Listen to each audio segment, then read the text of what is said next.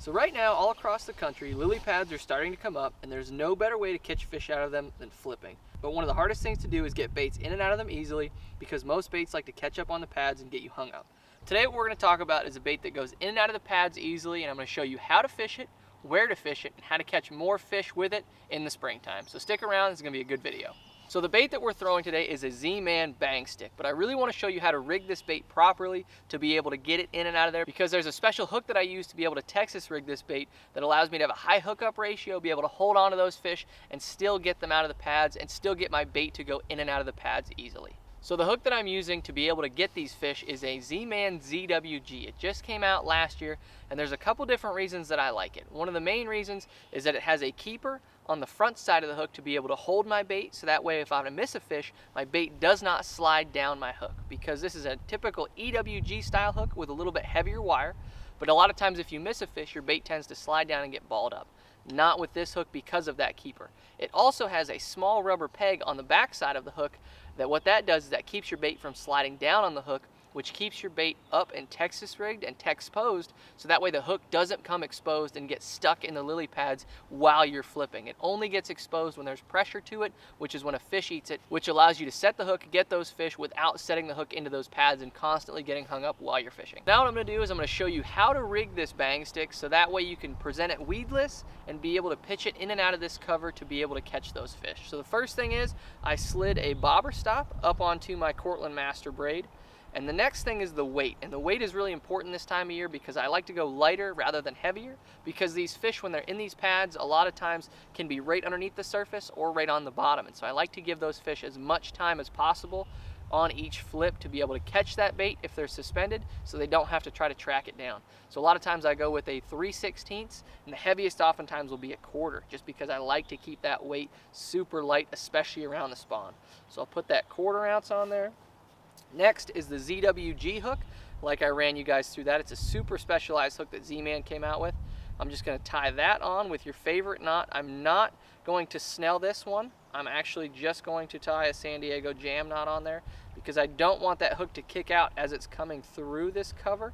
I want it to stay in line because of how it's a worm style bait and how I'm flipping it in there. A lot of times if you snell it every time it catches on one of these pads, it tends to push that bait up and get it hung up. Now we're going to rig the bait up. We have our Z-Man bang stick. All we're going to do is insert that hook up to the bend, push that hook through, bring it up and turn it around.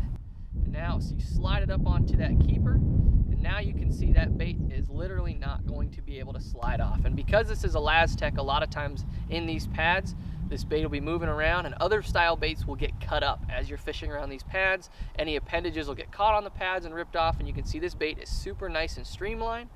So now all you have to do is line it up and Texas rig it like so. And with this Z-Man style plastic, I like to push that hook through a couple times, because that way it gives that a channel to push through.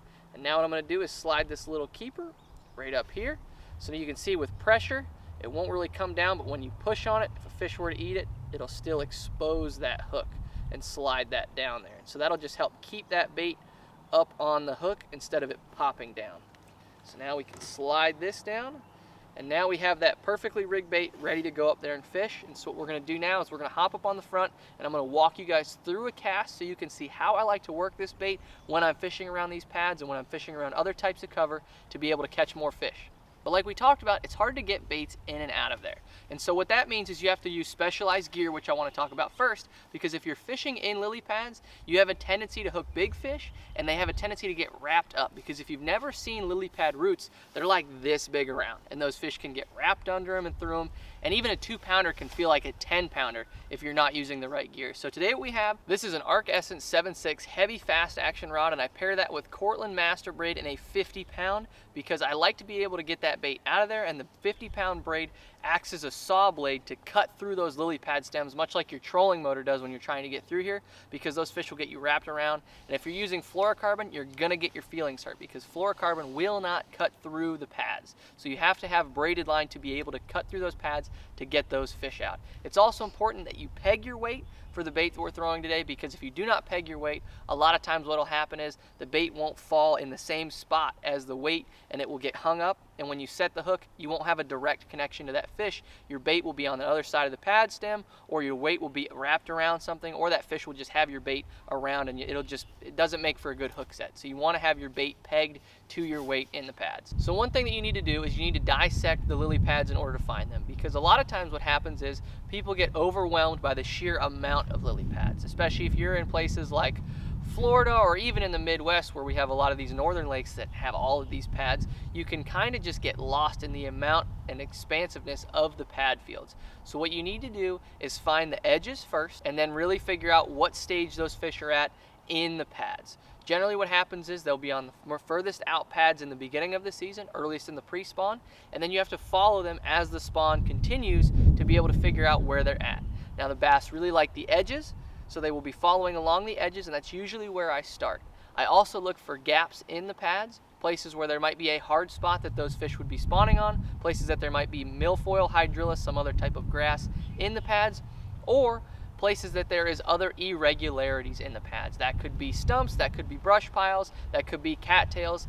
Anything like that is what we're looking for. And then finally at the end of the season, what you'll be looking for is the inside edge of the pads, because that's where those fish are going to end up spawning most oftentimes, is towards the bank. And so you can just continually follow those fish through the pads as the season progresses. So when it comes to flipping pads or just flipping in general, a lot of times what people do is they try to throw their shoulder into it. They think they're actually throwing the bait, and it just ends up the bait getting into the water wrong and making a loud splash. And so what you want to do is you actually want to pendulum this bait and then use the tip of the rod.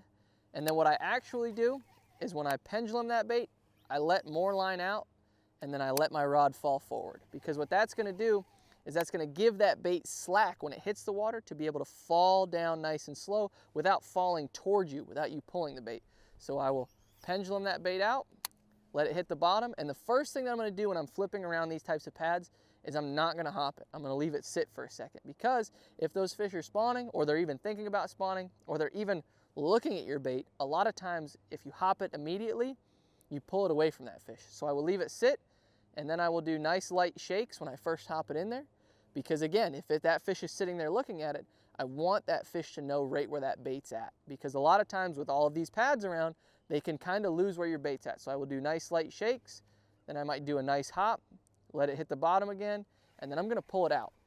Because most of your bites when you're fishing around pads or when you're fishing up around any type of cover like we are today, those fish are gonna get it within the first 3 seconds of that bait being there, when that bait first hits the water.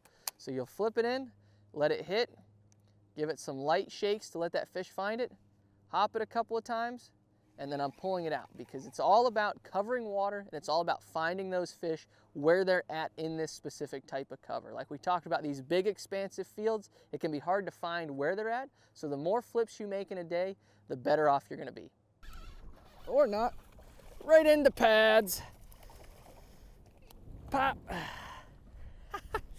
Put the poles down. Not a big one, but covering some pads. There was an isolated patch right up here. You can see that guy got that bang stick. Had to switch up to a little bit lighter color. They seem to want a little bit more natural today, but still, just a nice fish that we caught flipping these pads. Now, pads aren't always super thick that you have to flip. Sometimes they're super thin and you can throw moving baits through it. So a bait that I really, really like to throw through that is a swim jig, which I will have linked up here. So if you guys want to cover more water, be sure to check that out. But now what we're going to do is we're going to dive into the good word of the Lord. So if you want to stick around for that, I urge you to. But if you haven't already, be sure to hit that subscribe button to follow with the regular content. And God bless every single one of you guys. Now we're going to get that guy back. All right, guys, so we're going to end with a short Bible verse, and it's all about timing. Because, man, if you're like me, you overthink everything and you try to rush things in your life that they don't have to be rushed. And so the passage that I want to talk about is Ecclesiastes 3:9 through 12.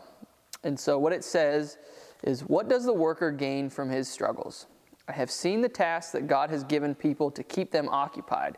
He has made everything appropriate in its time.